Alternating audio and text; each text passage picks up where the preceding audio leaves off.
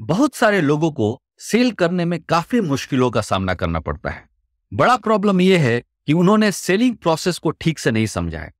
अगर आप selling process को ठीक से समझ जाते हैं तो आप सेल प्रोसेस को एंजॉय करेंगे और एट द सेम टाइम आपके सेल्स डबल ट्रिपल भी हो सकते हैं।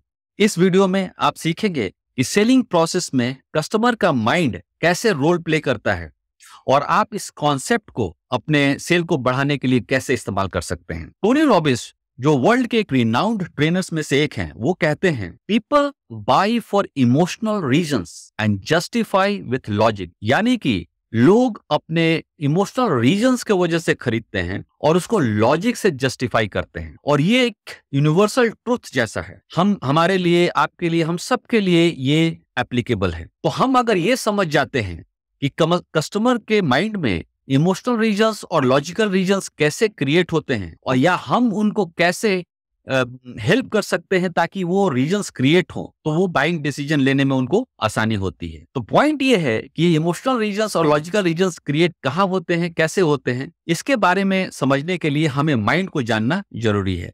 तो आइए माइंड के बारे में जानते हैं। ये है हमारा माइंड। माइंड के दो हिस्से होते हैं, एक को कहते हैं कॉन्शियस माइंड और दूसरे को कहते हैं सबकॉन्शियस माइंड, यानी कि जागृत मन और अर्ध जागृत मन। जागृत मन की शक्ति होती है 10% और अर्ध जागृत मन की शक्ति होती है 90%। कॉन्शियस माइंड को लॉजिकल माइंड भी कहते हैं। ये लॉजिक लगाता है। कॉन्शियस माइंड का फंक्शन होता है थिंक करना, एनालाइज करना, डिसाइड करना, जज करना और एक्शन लेना। और जो सबकॉन्शियस माइंड होता है उसको बोलते हैं क्रिएटिव माइंड। ये सिंपली रिस्पॉन्ड करता है। जो भी कॉन्शियस माइंड इसको फीड करेगा, सबकॉन्शियस माइंड उसको रिस्पॉन्ड करेगा। तो जब आप कस्टमर के साथ इंटरेक्ट कर रहे होते हैं तो कस्टमर अपने पांचों इंद्रियों के द्वारा इंफॉर्मेशन को रिसीव करता है और वो इंफॉर्मेशन जाता है उसके कॉन्शियस माइंड में। और अगर वो इंफॉर्मेशन से कस्टमर कन्विंस होता है तो वो बात चली जाती है सबकॉन्शियस माइंड में और वहां पे फीलिंग्स क्रिएट हो जाते हैं। अगर वो कस्टमर कन्विंस नहीं होता है आपकी बातों से तो वो बात रिजेक्ट हो जाती है और फीलिंग्स नहीं क्रिएट होते, लेने वाली फीलिंग्स, परचेज करने वाली फीलिंग। जब फीलिंग्स क्रिएट हो कि हाँ मुझे अच्छा लग रहा है, इस प्रोडक्ट से मेरे कुछ ना कुछ प्रॉब्लम का सॉल्यूशन मिलेगा या हमारे कोई ना कोई वांट्स पूरा होंगे, तो आप देखेंगे कि कस्टमर बाइंग डिसीजन लेता है और बाइंग के लिए प्रोसीड करता है। अब सेलिंग प्रोसेस को समझते हैं। सेलिंग प्रोसेस के 3 स्टेप्स होते हैं।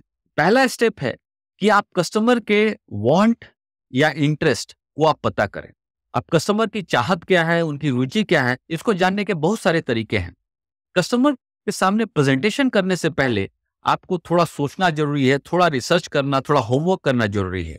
तो आप किसी ना किसी तरह ये कोशिश कीजिए कि आप कस्टमर के बारे में कुछ जानकारी लें। जैसे कस्टमर का एज क्या है, कस्टमर के फैमिली में कितने लोग हैं, डॉटर हैं, सन है, उनके पेरेंट्स हैं, वो किस कंपनी में काम करते हैं, उनकी इनकम लेवल क्या हो सकती है, उनकी नीड क्या हो सकती है, वांट्स क्या हो सकते हैं। थोड़ा सा आप एनालिसिस कीजिए।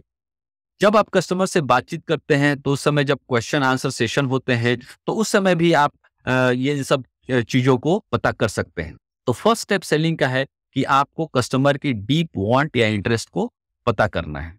दूसरा स्टेप है कि जब आपको डीप वांट पता चल जाए तो उसको थोड़ा सा डिस्टर्ब करना है ताकि कस्टमर के अंदर थोड़ा डिस्कम्फर्ट वाली फीलिंग आए, थोड़ा स्टर करना है।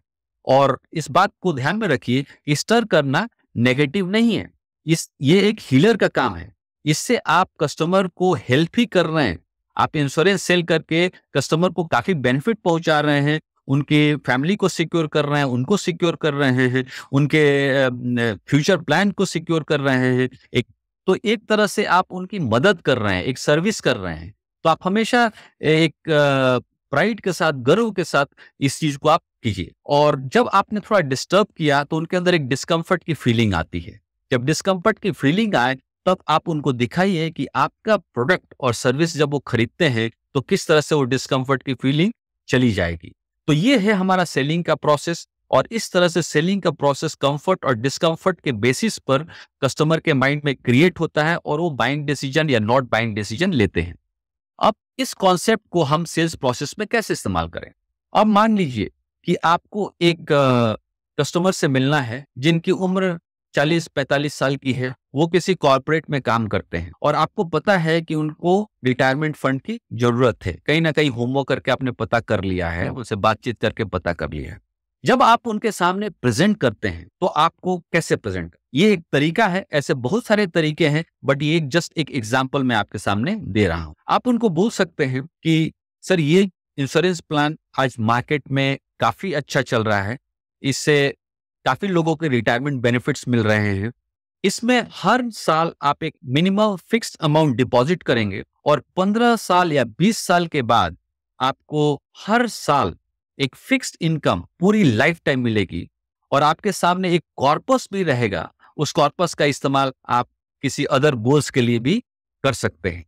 ये हो गया लॉजिकल रीजन। लॉजिकल रीजन से लोग नहीं खरीदते, इमोशनल रीजन से लोग खरीदते हैं। तो अब आते हैं इमोशनल रीजन के ऊपर। तो इमोशनल रीजन में हम प्लेजर की बात करेंगे और पेन की बात करेंगे। तो सबसे पहले प्लेजर की बात करते हैं। तो सर ये जब आप प्लान लेते हैं तो आपकी रिटायरमेंट के बाद वाली लाइफ एक डिग्निफाइड रेस्पेक्टेड लाइफ होती है। बच्चों के सामने आपको हाथ नहीं फैलाना पड़ता है और जिस तरह से आप अभी अपने फैमिली के पिलर हैं, उसी तरह आप उस समय भी अपने फैमिली के एक पिलर बने रह सकते हैं। अगर हमारे पास ऐसी कोई व्यवस्था न हो तो हमें बच्चों का मुंह देखना पड़ता है, उनके सामने हाथ फैलाना पड़ता है। अब बच्चों की अपनी लाइफ हो जाती है, उनका अपना घर, अपना फैमिली, अपने बच्चे होते हैं जिनके ऊपर उनका फोकस होता है और पेरेंट्स पीछे छूट जाते हैं। और ऐसे में पेरेंट्स काफी फाइनेंशियल चैलेंजेस को फेस करते हैं जो कि सही नहीं दिखता है। अगर हमारे पास इस तरह के कुछ पॉलिसी हैं तो बच्चों के सामने, उनकी फैमिली के सामने भी हमारी रेस्पेक्ट बनी रहती है और बाकी सब चीजें सही तरीके से चलते रहती हैं। तो एक डिग्निफाइड रेस्पेक्टेड लाइफ के लिए इस तरह के पॉलिसी का होना बहुत ही जरूरी है। तो फ्रेंड्स, हमने इस प्रोसेस में क्या इस्तेमाल किया? इस प्रोसेस में सबसे पहले हमने लॉजिकल रीजंस की बात की, फिर हमने प्लेजर की बात की कि आप लेते हैं तो आपको ये अच्छा बेनिफिट मिलेगा, और फिर हमने पेन की बात की कि अगर आप नहीं लेते हैं तो ये चैलेंजेस आपके सामने आएंगे, और फिर उसके बाद हमने वापस प्लेजर की बात करके उसको क्लोज किया।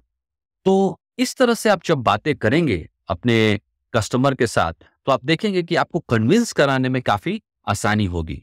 एक बात हमेशा याद रखिए कि कस्टमर आपसे तभी खरीदेगा जब उनकी किसी ना किसी वांट की फुलफिलमेंट हो रही हो या उनकी किसी ना किसी प्रॉब्लम का सॉल्यूशन मिल रहा हो। अगर आपको ये वीडियो अच्छा लगा तो लाइक बटन दबाएं। अगर आप YouTube पर इस वीडियो को देख रहे हैं तो जरूर सब्सक्राइब कीजिए ताकि हम फ्यूचर में आपके साथ ऐसे वीडियोस हमेशा शेयर करते रहें। मैंने एक बड़ी अच्छी ई बुक लिखी है, 6 steps to lead generation for LIC advisors. अगर आप उस बुक को चाहते हैं तो कमेंट कीजिए और मैं वो बुक आपके साथ शेयर करूंगा। Thank you for watching. See you in the next video.